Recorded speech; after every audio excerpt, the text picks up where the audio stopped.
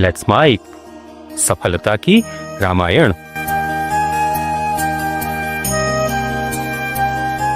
नमस्कार। सफलता की रामायण लेट्स माइक के इस कार्यक्रम में मैं संत श्री राम पुनः एक बार आप लोगों के बीच सीताराम परिकर धाम के वंदना प्रकरण को लेकर उपस्थित हूं। भगवान की वंदना करने में शायद ही दुनिया का ऐसा कोई ग्रंथ हो जिसमें श्रीमद् रामचरितमानस जैसी वंदना कहीं हो। यहां तो दुष्टों का भी वंदन है। हम पिछले कितने भागों से चर्चा करते आ रहे हैं, लेकिन अभी भी वंदन चल रहा है। आज हम प्रवेश करेंगे सीताराम धाम और उसी की परिक्रमा। उस परिक्रमा का वर्णन हम करने जा रहे हैं। तो वो धाम कौन सा है? वो धाम है अवधपुरी। इसलिए गोस्वामी जी कहते हैं, वंदऊ अवध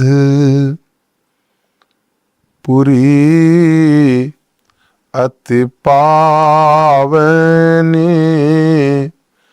सरजू सरी कली कलुष नसावनी प्रणवहु पूर नर नारी बहोरी ममता जिन्ह पर प्रभु ही न थोरी।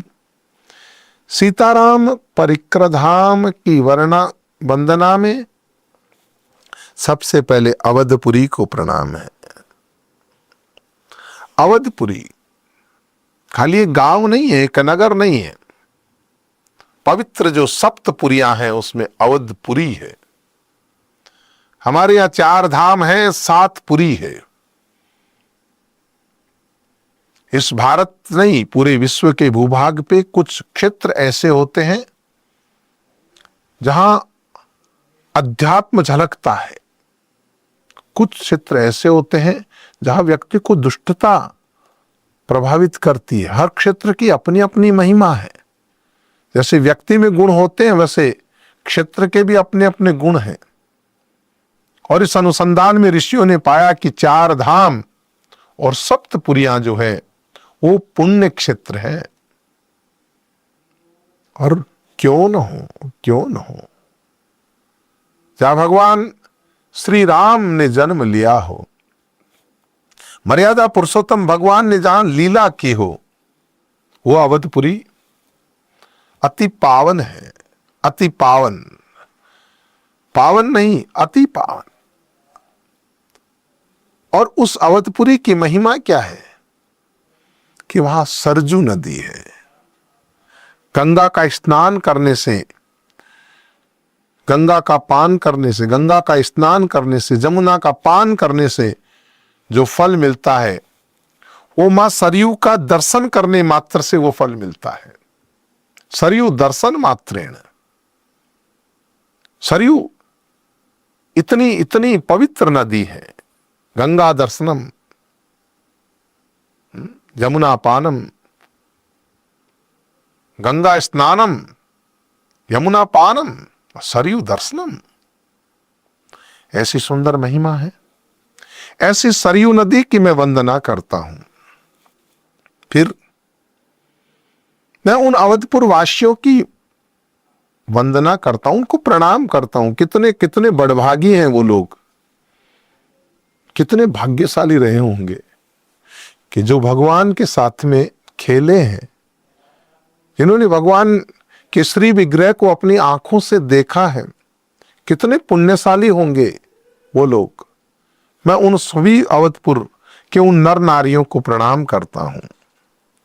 और इसलिए भी प्रणाम करता हूं कि वो तो भगवान से प्रेम करते ही थे, लेकिन उनसे कम प्रेम भगवान का भी नहीं था।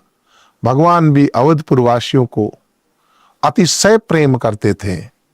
इसलिए जिनके ऊपर भगवत की कृपा हो, भगवान की कृपा हो, राम कृपा हो, ऐसे अवधपुर वासियों को मैं प्रणाम करता हूं। हां, यह जरूरी नहीं कि सब अच्छे लोग ही रहते हों। नगरी है, इस शरीर में भी सब सत्व तम रज तीनों का मिश्रण है, तो गुण अवगुण तो सब जगह होंगे ना। उस नगरी में ऐसा व्यक्ति भी है, सिय नंदक, सिय निंदक। आपको मालूम है, आप उस धोबी की कथा अच्छी तरह जानते हैं। अध ओध नसाए, वो धोबी सीता जी की जिसने निंदा की, सीता जी की निंदा करने वाले उस धोबी को भी शोक रहित करती। अब तो तुझे डरने की जरूरत नहीं।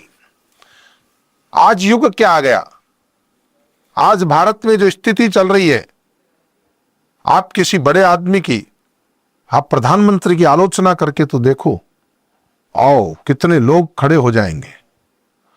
और वहां राम जी की पवित्र पत्नी सीता जी,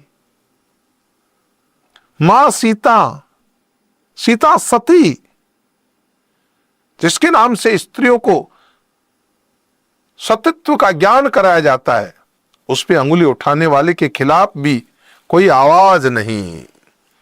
सिया निंदा करने वाले उसको शोक रहित कर दिया। तुझे डरने की जरूरत नहीं बाप।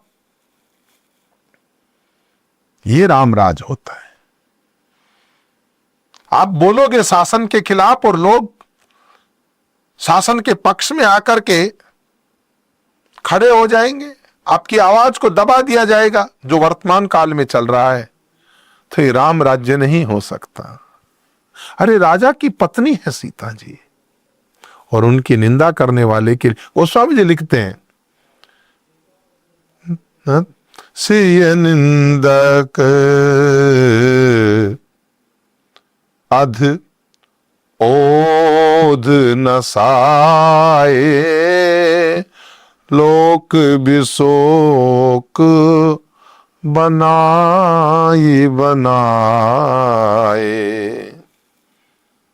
सीता जी की निंदा करने वाले को शोक रहित करके नरकुंड में नहीं डाला, अपने धाम में वास दिया, इसलिए वो रामराज है।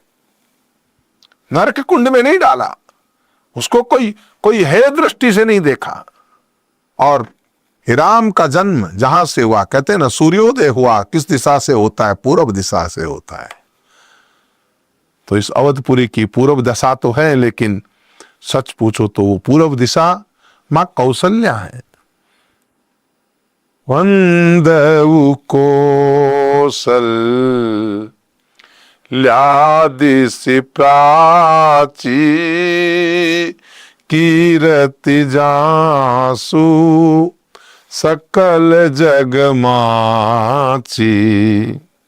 वो कौशल्या रूपी पूर्व दिशा जो है, उनको मैं प्रणाम करता हूं। वो मां कौशल्या जिनकी कीर्ति पूरे संसार में फैल रही है, वो मां कौशल्या। कौन Kaushalya?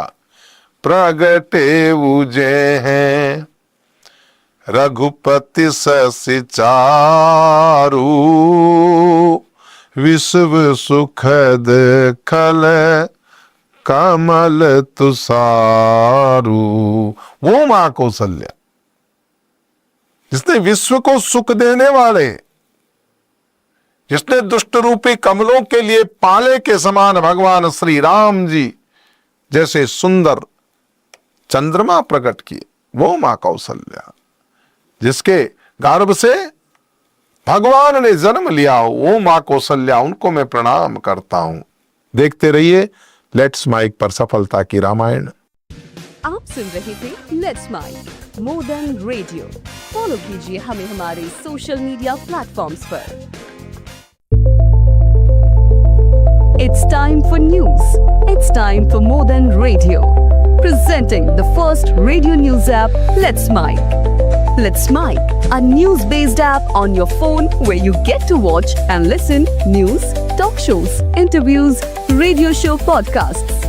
On Let's Mike, you get all relevant information of TV, print, radio, podcast, and digital. Let's Mike.